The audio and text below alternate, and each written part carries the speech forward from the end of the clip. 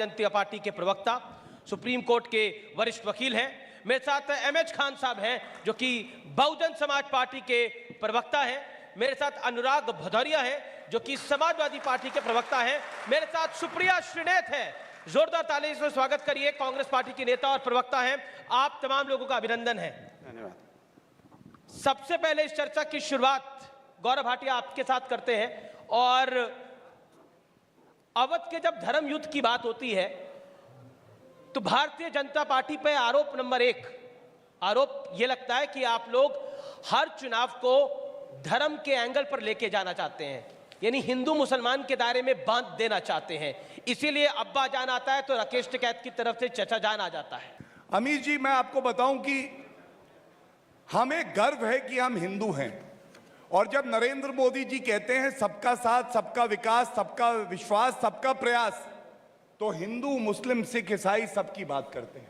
पर योगी जी तो अब्बा जान कह देते हैं। मैं आ रहा हूं। अब्बा जान को नहीं छोड़ेंगे, चिंता ना करिए। अब्बा जान को तो साथ लेके चलना पड़ेगा जी। देखिए, एक राजनीति थी, कांग्रेस सेंटर में थी, सपा प्रदेश में थी, जहां पे मुजफ्फरनगर दंगे होते मुआवजा ये देख के दिया जाता है कि मुस्लिम परिवार को 5 लाख दो, हिंदू को ना दो। आपने अब्बा जान की बात करी। अब्बा जान क्या कहा योगी जी ने, आपको मालूम है? एक फूड सिविल सप्लाई मंत्री थे सपा की सरकार में, राजा थे, और प्रजा का अनाज, गरीब का अनाज चोरी कर रहे थे। सीबीआई जांच हुई, उच्च न्यायालय और सर्वोच्च न्यायालय ने फटकार लगाई। आप मुझे बताइए, देखिए जो ज्यादा अब्बा जान करते हैं वो ये भूल जाते हैं, वो कह रहे हैं कि दिवाली पर रावण जला। आपको मालूम है किसकी मैं बात कर रहा हूं? वही जिनको अपने अब्बा जान से ही दिक्कत थी, अब्बा जान को हटा के कुर्सी पे आए, उन्होंने ये बात बोल दी कि दिवाली पे रावण जलाते हैं। उनको बताना पड़ा दिवाली पे नहीं होता ये। और ये क्यों होता है? क्योंकि आप इसमें ज्यादा व्यस्त हैं कि जालीदार टोपी पहन लूं, अल्लाहू अकबर कर लूं। अरे ये हिंदू धर्म के लोग हैं, गले लगा के रखेंगे सबको, लेकिन द्वितीय श्रेणी के नागरिक बनना हमें मंजूर नहीं है। ये बदलाव कोई लाया है तो भारतीय जनता पार्टी लाई है।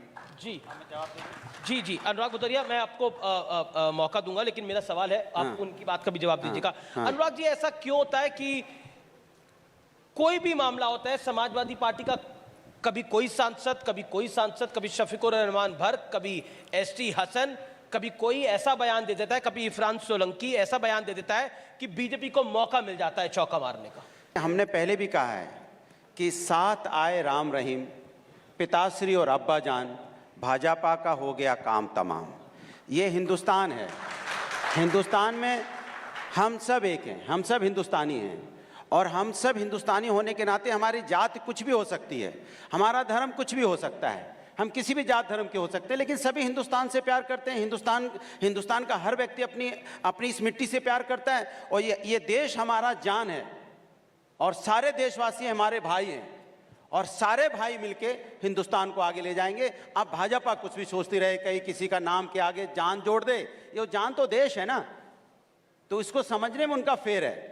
जिस दिन वो समझ जाएंगे कि हिंदुस्तान हमारी जान है, रहने वाला हर व्यक्ति यहाँ भाई है, तब वो समझ जाएंगे इसका मतलब क्या होता है। बिल्कुल, आपने ये सही बात कही, लेकिन आप यहाँ पर ये कह रहे हैं, लेकिन एसटी हसन आतंकियों के लिए कहते हैं कि देखिए कोई बेगुनाह ना फंसा दिया जाए, 15 साल बाद फिर ये छूट जाएगा। 6 आतंकी पकड़े जाते हैं, जिसमें कई प्रदेशों की, सिर्फ बीजेपी की शासित प्रदेशों की नहीं, महाराष्ट्र एटीएस का भी काम होता है, लेकिन वो उन पर भी सवाल खड़ा कर देते हैं। क्या कहिएगा? शफीकुर रहमान भर्क तालिबान के समर्थन में जाके खड़े हो जाते हैं, वो कहते हैं भारत के स्वतंत्रता सेनानियों से उनको कंपेयर कर देते हैं। क्या आपको लगता है ये जायज है? देखिए, 30 सेकंड में जहां तक वर्क साहब का सवाल है, उन्होंने कहा था, और उन्होंने ये भी साथ में कहा था कि इससे हमारा कोई ताल्लुक नहीं, हमें कोई लेना देना नहीं है, लेकिन उसको तो मीडिया ने काट दिया। दोबारा खंडन भी किया, तब भी आपने नहीं बोला। आप एक ही बात पकड़े बैठे हैं बार बार। वो 2 बार बोल चुके हैं कि मेरे बोलने का मतलब ये नहीं था, लेकिन फिर आप कितनी बार बोला?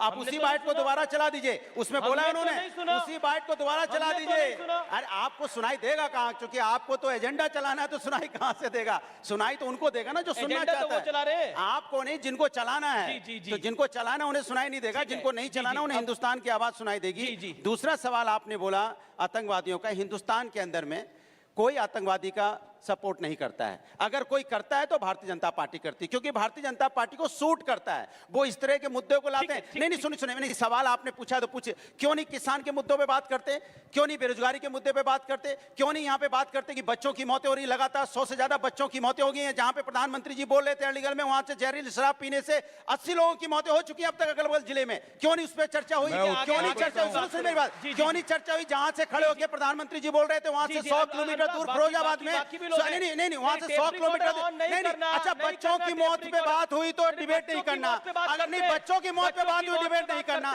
किसानों की मौत पे बात होगी डिबेट नहीं करना, बेरोजगारी पे बात करोगे डिबेट नहीं करना, महंगाई पे मौतों पे डिबेट नहीं करना, तो बताइए धर्म पे डिबेट करें, जाति पे डिबेट करें? तो धर्म पर डिबेट आप ही करते हैं।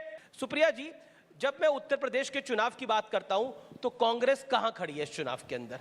आपने एक शब्द से शुरू किया था और मैं इस पैनल पे महिला होने के नाते जरूर पूछती हूं, क्या पिता का संबोधन एक गाली है? ये मैं पूछना चाहती हूं आपसे। और वो एक बार नहीं बोला गया अब्बा जान, वो 5-5 बार अलग अलग प्रकरण में बोला गया। क्या पिता का संबोधन कोई भी गाली की तरह दे सकता है, अपशब्द की तरह दे सकता है? मुझे लगता है किसी भी धर्म, किसी भी समुदाय के आप वो नहीं कर सकते हैं। ये मैं पहली बात बोलना चाहती हूं। और हिंदू धर्म की अनुयायी हूं और धर्म को आत्मसात करती हूं, इसलिए मैं आपसे एक सवाल और पूछती हूं, हिंदू धर्म क्या है? हिंदू धर्म तो आप किसी पूजा का अंत ही नहीं करते जब तक आप वनस्पति शांति, ग्रह शांति, हम तो जो जीवित है, जो मृत है, नेचर तक की शांति की बात करते हैं। इसमें अशांति लाने का कहां से प्रश्न उठता है? इसके बारे में कोई क्यों नहीं बोलता है भाजपा में या उत्तर प्रदेश में? मैं आपसे एक बात और कहती हूं, अभी एनसीआरबी का डेटा आया है, 96% बढ़त हुई है सांप्रदायिक दंगों में देश में, जिस समय कोरोना काल का लॉकडाउन लगा हुआ था। 50% बढ़त हुई है जातिगत दंगों पर। आपको नहीं लगता कि यह सभ्य समाज पर कलंक है?